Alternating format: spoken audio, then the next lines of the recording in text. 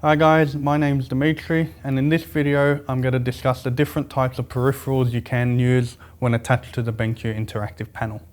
Right now I do have a Logitech keyboard and mice attached to the panel through the USB dongles at the front. These are not your only options available. You can still connect up your wireless ones, which will require the small USB dongle, or even something as simple as a USB microphone as well. All of those will be able to attach to the USB port at the front of the panel or on the side of the panel as well, whatever comes easiest for you.